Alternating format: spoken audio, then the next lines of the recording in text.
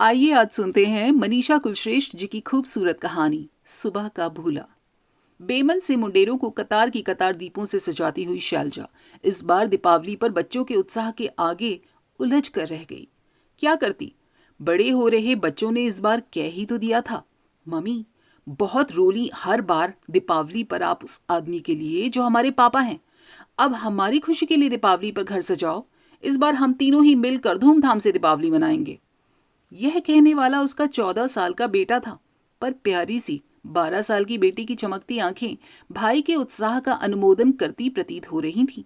उसने भी बच्चों की मासूम खुशियों का ख्याल करके वह सब किया जो उन्होंने चाहा। अंतिम दीप को घर की देहरी पर रखकर शैलजा घर के अंदर आ गई। दोनों बच्चे तैयार होकर व्यस्त थे। बेटी पूजा की जगह पर रंगोली बनाने में और बेटा पटाखों के ढेर को सहेजने में। मन में कहीं हूक सी उठी। पहली दीपावली याद आ गई। वो दोनों बड़े उत्साह से राजन के घर कानपुर गए थे। राजन उसका पति। वहां जाकर उसका सारा उत्साह तभी काफूर हो गया जब देखा कि राजन पूरे समय अपनी बड़ी भाभी के कमरे में ही रहता, उनसे बतियाता, उनके बच्चों से खेलता, और वह सास के साथ रसोई में लगी रहती। यहां तक कि खाना भी राजन ने भाभी जी के कमरे में ही खाया। उसका उदार मन कुछ अवांछित बात सोचने को तैयार तो न था, पर न जाने क्या था कि वह खुश हो ही न सकी। पटाखे भी राजन ने बच्चों के साथ ही छुड़ाए। उसने प्यार से शिकायत की तो वह यह कहकर चुप कर दिया कि ये मेरे ही तो बच्चे हैं, तुम्हारे साथ तो मैं पूरे समय रहूंगा ही, यह समय उनका है। और फिर उनके पिता दुबई से आ ही कितना पाते हैं। फिर तो हर वर्ष वहीं और वैसे ही दीपावली मनती। जब उसे पहली बार राजन और भाभी के अजीबोगरीब संबंधों का पता चला तो वह चौंकी थी। चुप चुप सी साधारण सी दिखने वाली भाभी और राजन के बीच ऐसा कैसे हो सकता है? तब वह भाभी के कमरे के बाहर से बाथरूम जाने के लिए गुजरी तो उसे भाभी के पैरों पर चलते राजन के हाथ दिखे। उसका दिल धक से रह गया। फिर भाभी की अलमारी में उसे अपने जैसे मोती के कर्णफूल दिखे जो राजन ने पिछली दीपावली से पहले मुंबई से ही खरीद कर दिए थे। जब राजन और भाभी के संबंध स्पष्ट हो ही गए तो उसने सास से बात की और सास ने यह कहकर टाल दिया कि बड़ी जाने की राजन, अब हमें पूजा पाठ के दिनों में इस गंदगी में ना समेटो बहू तो अच्छा है। हम तो जाने कब से झेल रहे हैं बड़ी का चरित्र। कितनी आसानी से पल्ला झाड़ लिया था सास जी ने। सगाई के समय कैसे गले लगा लगा के बोली थी यही सास कि आपकी बेटी जिस नाज से रही है आपके घर में वैसे ही हमारे घर में रहेगी। वैसे भी राजन तो बंबई में रहता है, अरे ये भी वहीं रहेगी। तब तो जज की बेटी का लाखों का दहेज दिखा था उन्हें और सुंदर सुशील बहू। और वह चौंकी तो थी जब सास बार बार उन्हें शादी के पहले ही सप्ताह बंबई चले जाने को कहती रहती थी। बड़े भाई बस 4 दिन को आकर चले गए और पूरी शादी में बड़ी बहू का मुंह फूला हुआ था। राजन बहुत उलझे लगे थे, उखड़े उखड़े। विदा होकर जब वह आई थी तो वे गजलें जलाकर कमरे में बंद होकर सो गए थे। कितना अजीब स्वागत था उसका। पर बाद में राजन उसके सौंदर्य और सौम्य व्यक्तित्व में बंध ही गए थे। कितने कितने विचार, कितनी कितनी स्मृतियां मन की तहों से निकले जा रही थीं। और पिछली कुछ दीपावलियों पर जब उसने राजन को जाने से मना कर दिया तो राजन ने अकेले ही जाना शुरू कर दिया। पहली बार तो उसने गुस्से में दीपावली ही नहीं मनाई। लक्ष्मी पूजा कर बेमन से बच्चों को खाना खिलाकर खुद अपना कमरा बंद कर फूट फूट कर रोई थी। बच्चे सहम कर सो गए थे। अब जब दोनों में करार हो गया कि जो भी हो उसके साथ ही बच्चों के लिए जीना है, बाकी दोनों मानसिक रूप से स्वतंत्र हैं, तो वह दीपावली मना लेती है बच्चों की खुशी के लिए। पर कहीं ना कहीं मन बिखर जाता है। हालांकि साल भर में राजन कभी कानपुर जाने का नाम नहीं लेते। बस दीपावली के 15 दिन बड़ी भाभी के और उनके बच्चों के नाम है। पहली बार जब आक्रामक होकर उसने राजन से पूछा था तो शैल, ये संबंध बहुत पुराना है, मैं तो शादी ही ना करता, भाभी ने ही जिद की, ये उनका जवाब था। हाँ, और आपने उनके कहने पर मेरे ऊपर दया करके मेरा उद्धार कर दिया, नहीं तो मेरी तो कहीं शादी नहीं होती ना। यह ग्लानि है मुझे, पर विवश हूं। आने दो बड़े भैया को, बताऊंगी उन्हें। वे जानते हैं शैल, यही वजह है इस संबंध की, वे भारत आना ही नहीं चाहते। अच्छा, तो पूरा खानदान ही नपुंसक है। शैलजा, चीखो मत राजन। शैलजा, मैं अब तो कितना कम जाता हूँ, बस दीपावली पर। वे बच्चे मेरी प्रतीक्षा करते हैं। और अब तो तुम चल रही हो ना? नहीं राजन, अब से हम दीपावली अपने घर मनाएंगे, वहां नहीं जाएंगे। यह असंभव है शैल। तुम्हारे न जाने की स्थिति में मुझे तो जाना ही होगा, पहले जो कुछ भी रहा हो। पर अब यह संबंध मेरी जिम्मेदारी बन गया है, मैं इससे जान नहीं छुड़ा सकता। एक ठंडा मगर बहुत कड़ा और ठना हुआ जवाब था राजन का। वे जान गई थी कि वह उसे नहीं रोक सकेगी, और रोकेगी तो हंगामा खड़ा होगा, और हंगामा खड़ा करने से क्या फायदा। अब तक वह खुद 2 मासूम बच्चों की माँ थी। बच्चों के सामने वह विवश थी। मायका माँ के न रहने से उजड़ सा हो गया था। मात्र बीए पास शैल अलग होकर आत्मनिर्भर होने के नाम से घबराती थी, और प्रकृति से संयत शांत राजन से उसे इस 15 साल की घनघोर पीड़ा के अलावा और कोई दुख नहीं दिया। पर्याप्त से ज्यादा पैसा, ओएनजीसी की ग्रेड 1 सर्विस, शानदार घर, प्रतिष्ठा। अलग होने का साहस न कर पाने पर एक करार के तहत जीने लगी थी वह। पर दाम्पत्य सुख समाप्त। उसके छूने भर से उसे घृणा होती। उसने बच्चों में उलझा दिया था खुद को। बच्चे भी अब समझने लगे थे कि माँ की पीड़ा। पापा को रोकते थे, पर राजन बच्चों से कहते तुम चलो तो वे मम्मी को छोड़कर जाने को तैयार ही नहीं होते। इस बार बच्चों ने ठान लिया था कि पापा के बिना भी खूब धूमधाम से दीपावली मनाएंगे, और उन दोनों ने राजन को एक बार भी कानपुर न जाने को नहीं कहा। धनतेरस से ही उत्साह शुरू हो गया था। सबने खूब शॉपिंग की। दोनों ने मिलकर शैल को मैसूर सिल्क की हल्की जामुनी चांदी रंग की जरी वाली साड़ी खरीद कर दी। दीपावली पर पहनने की जिद भी की। शैल पूजा की तैयारियां करती बेटी सलोनी के पास आकर 7 बड़े घी के दीपक जलाने को ही चली थी कि फोन घनघनाया।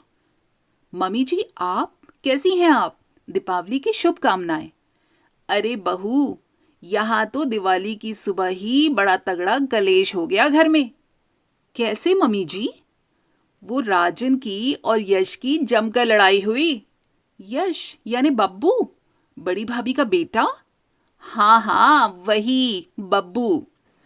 अरे बहू, 18 साल का बेटा माँ के कुलच्छन कैसे बर्दाश्त कर सकता है?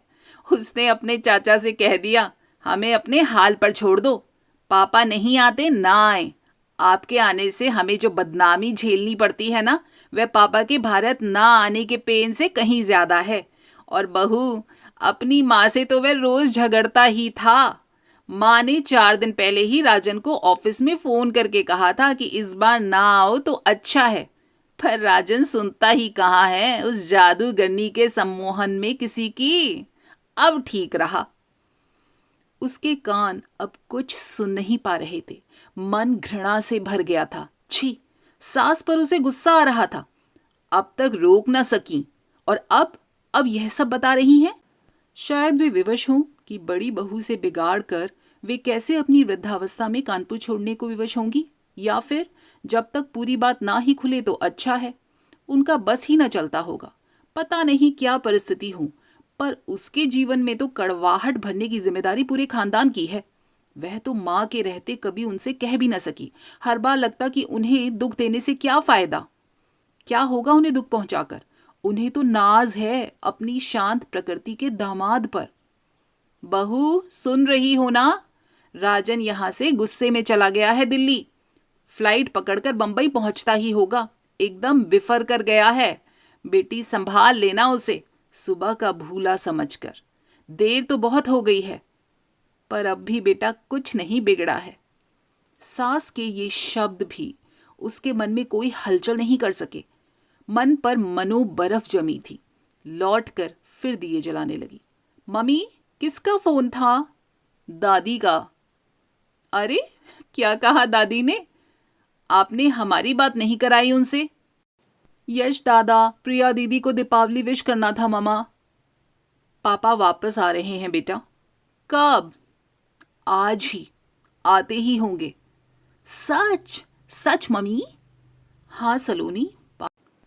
दोनों बच्चे खुशी से चीखे। कहीं बर्फ की कठोर तह बच्चों की खुशी की गर्मी से पिघली, पर वह खुश नहीं हुई। अनंत ने पूछ ही लिया, ममा, आपको खुशी नहीं हो रही? बहुत सालों बाद पापा हमारे साथ दीपावली मनाएंगे। हाँ अनंत, मैं खुश हूं बेटा। भोला बेटा इस वाक्य से ही खुश हो गया। दोनों सोत्साह जल्दी जल्दी तैयारी करने लगे। अनंत ने एयरपोर्ट फोन कर दिल्ली से आने वाली फ्लाइट्स के टाइमिंग्स भी पूछ लिए। पूजा बच्चों ने पापा के आने तक रोक ली थी। वह रसोई में आ गई और महाराज को पूरी का ज्यादा आटा गूंदने का निर्देश देने लगी। तभी बड़ा गेट खड़का। उसने किचन की खिड़की से झांका। वही थे, थके, पस्त, अटैची उठाए, ममता और रोष दोनों विपरीत भाव साथ जागे। बच्चों के उत्साह ने राजन को गेट पर ही घेर लिया था। पापा, इस बार मजा आएगा दीपावली पर। राजन के चेहरे का कोहरा छटा तो उसने दोनों को कस लिया। वह खामोश खड़ी थी। राजन ने जब जाना तो उसे देखा। उसे लगा कहीं पश्चाताप नमी की तरह परत बनकर उनकी आंखों में उतर आया है। उसने कुछ पूछने की आवश्यकता महसूस नहीं की। महाराज पानी और चाय साथ ही ले आया। चाय के बाद राजन नहाने चले गए। लौटे तो धुले सफेद पजामे कुर्ते में सीधे पूजा घर में चले गए और वहीं से पुकारा, शैलजा, अरे गंगाजल कहाँ है? अरे भाई आओ, मुहूर्त निकला जा रहा है, बच्चे कहाँ हैं? उनकी आवाज बहुत अजनबी मगर बहुत गुनगुनी सी लगी। बर्फ की एक तह और पिघली। वे बच्चों को लेकर पूजा घर में चली आई और राजन के वामांग खाली पड़ी जगह पर बैठने से हिचकी तो राजन ने हाथ पकड़कर बिठा लिया। पहली बार अपने घर में गूंजते राजन की गहरी आवाज में श्लोक उसके मन में उतर रहे थे। वहां कानपुर में भाभी के पास बैठे राजन के यही श्लोक उसे अर्थहीन लगते थे। पूजा पाठ व्यर्थ लगता था। पर आज आज अब इन शांत पलों में वह यह सब नहीं सोचेगी। श्रद्धा के साथ उसने सर ढक लिया। पूजा के बाद सबने खाना खाया और फिर राजन ने ही कहा, पटाखे आकर चलाएंगे, पहले शहर की रोशनी देखने और कुछ खास मित्रों से मिलने चलते हैं। हर बार माँ के साथ अकेले पड़ जाने वाले बच्चों की खुशी का पारावार न था। शैलजा कुछ पूछकर राजन उन बातों को छेड़कर बच्चों के उत्साह को कम नहीं करना चाहता था। बहुत दिनों बाद पति के साथ खड़े होकर खास मित्रों के बीच शैलजा अपनी सारी दुविधाएं छोड़ चहकने लगी। लौटे तो बर्फ की कई सतहें गल कर बह गई थी। पटाखे चलाने में राजन स्वयं बच्चा बन गए थे। बच्चों को सुलाकर वह देर तक ब्रश करती रही, चेहरा साफ करती रही। बेडरूम में जाने को वह स्वयं को तैयार नहीं कर पा रही थी, पर फिर भी उसे कपड़े बदलने जाना ही पड़ा। वह नाइटी पहने बच्चों के कमरे की ओर मुड़ी ही थी। शैल, मैं लौट आया हूं, जानती हूं, मुझे सहेज लो ना। राजन, अब बहुत देर हो गई है। हाँ शैल, पर अब भी हम साथ ही हैं। किसने कहा? राजन, हम बच्चों की वजह से ही सिर्फ दिखावे भर के साथ हैं। मैंने तुम्हें और तुमने मुझे कब का मुक्त कर दिया था। अब इतनी जलालत मुझे देकर और स्वयं झेल कर लौटे हो तो क्या लौटे हो? क्या फिर से नई शुरुआत नहीं हो सकती? नहीं, शैलजा बिफर पड़ी। अब जिंदगी के उत्साह भरे साल गंवा कर अब नहीं। जिंदगी बीत तो नहीं गई है शैल, मैं संपूर्ण तुम्हारा होकर लौटा हूं। सुबह का भूला हुआ मैं शाम को लौट आया हूं शैल, मुझे अपना लो। रो पड़े राजन। शैल बिफरी बैठी रही। उसका सालों का आक्रोश उसके मन को धधका रहा था। उसने राजन को चुप नहीं करवाया, पर वहीं बैठ गई। राजन ने पानी पीकर स्वयं को संयत किया और शैल का हाथ पकड़ जबरन टेरेस पर बने झूले पर ले आया। कुछ दिए अब भी जल रहे थे, कुछ बुझ गए थे। राजन ने एक दिया लेकर सारी कतार फिर जला दी। अब भी एक दो रॉकेट आकाश से टकराकर फूटते और हरे गुलाबी फूलों में बिखर जाते। दोनों देर तक चुप बैठे रहे। राजन ने शैलजा का हाथ हल्के से छुआ तो आक्रोश आंखों की राह बह निकला। थोड़ी देर बाद दोनों एक दूसरे के कंधों से लगे रो रहे थे। जब सर्द हवाओं का रुख बदला तो दोनों अंदर चले आए। बर्फ की अंतिम सतह कब की पिघल चुकी थी। खिड़की पर रखे दीपकों की हल्की मध्यम आंच दोनों के तन मन में ऊष्मा भर रही थी। कैसी लगी आपको मनीषा कुलश्रेष्ठ जी की कहानी? कमेंट करके ज़रूर बताइएगा। और अगर पसंद आई हो तो लाइक, शेयर और सब्सक्राइब करना ना भूलिएगा। फिर मिलेंगे अगली बार ऐसी ही कहानियों के साथ। तब तक अपना ख्याल रखिए।